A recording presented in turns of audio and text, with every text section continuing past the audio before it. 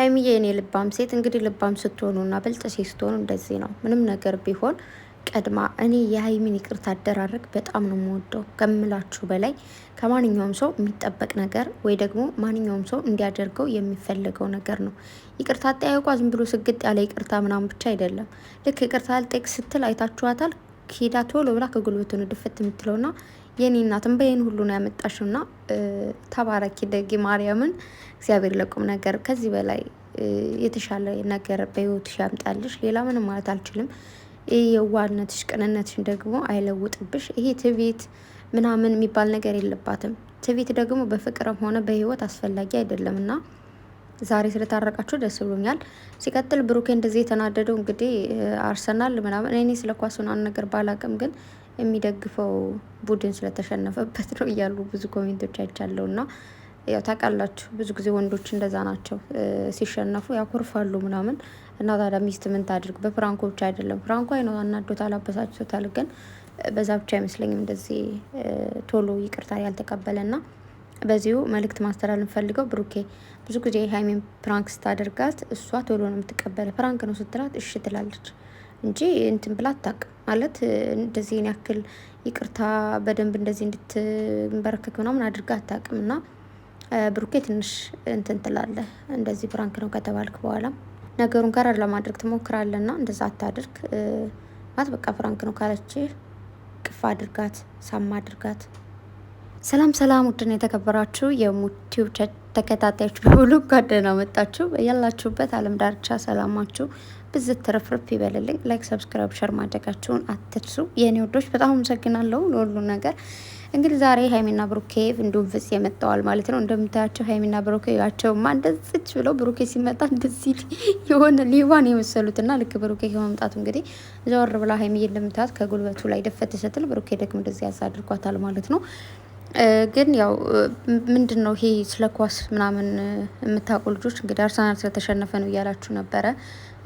የሆነ እንዴት ነው በቡድናቸው ሲሸነፉ ምን ያክል ስሜት እንደሚሰማቸው ምናምን አውቃለሁ። እውነት ለመናገር ግን እኔ ኳስ እንትን አይደለሁም፣ ደጋፊ ምንም አይደለሁም። ግን የሚደግፉ ልጆች ምን ያክል ስሜታዊ እንደሚሆኑ ስለማውቅ ማለት ነው። እና ብሩኬ ሀይሚ ምንም አታደርግም ማለት ምንም አላጠፋችም። ስለዚህ እንዴት ነው አሁን ትናንት የተደረገው ነገር እነሱ ያን ያክል ነገሩ ይከራል ብለው አይደለም ምናምን ነገር ያደረጉትና ብቻ ግን ሀይሚ ደግሞ ዛሬ ተጨነቀች ማለት ነው። ፍጹም ተጨንቋል እውነት ለመናገር እንደዚህ ይሆናል ብለው ስላላሰቡ ማለት ነውና ሀይሚዬ ደግሞ በቃ ቶሎ እንሂድ በቃ እያለ ነበረና ብሩኬ እንደዚህ አትሆን በቃ ይቅርታ መባባል ማለት ነገሮቹን መርሳት ነው። ስለዚህ ይቅርታ አድርግልኝ በደንብ እያለችው ነበረ። ግን ብሩኬ በጣም ደብሮታል አሁንም ቢሆን ማለት ነው። ግን እንዳልኳችሁ አርሰናል የሚባለው ነገር እያሉ ስለሆነ ብሩኬ እንደምታዩት በቃ እንትን ብሏል፣ ኩርፍ ብሏል። በቃ ሲሄዱ ራሱ እነሱ በዚህና በዚህ እጅናቸውን ይዘው ነው የወሰዱትና እዚህ ጋር ደግሞ እንትን ብለውን ልክ እንደ ልጅነታቸው እንደዚህ በትንሽ የጣታቸው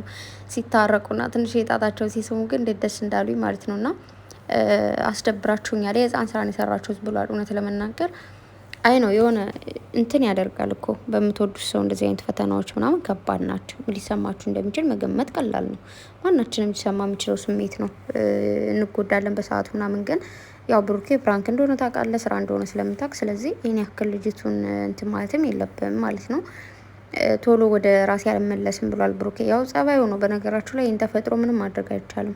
የእሱ ተፈጥሮ እንደዚህ ነው ማለት ባለፈውም ተናግሯል። ጸባዬ የሆነ ቶሎ ይናደዳል። እንደውም ብዙዎቻችን እኮ ብሩኬን እንፈራዋለን ታውቃላችሁ አይደል? ብሩኬ ቶሎ ይወስናል እንላለን። እና ምናልባት እንደዚህ ቶሎ ወደ ነገሮቹ ፕራንክ ነው ሲባልም ቶሎ ማይተው የራሱ የሆነ ተፈጥሮ ስላለበት ነው። ለዛ ነው ቶሎ ወደ ራሴ አልመለስም እና ልሂድ ምናምን እያለ ነበር። ሀይሚ ደግሞ ያንን አይደለም የምትፈልገው። በቃ ቶሎ ይቅርታ ብሏት እቅፍ እንዳደርጋት ሳም እንዳደርጋት ብቻ እንደ ሁልጊዜው እንዲወላት ነው የፈለገችው። ያን ደግሞ ብሩኬ ዛሬ ማድረግ አልቻለም እንዳልኳቸው እንግዲህ ተቀላቅሎበት መሰለኝ። ብቻ ግን ዛሬ እግዚአብሔር ይመስገን ሁሉም ሰላም ወርዷል።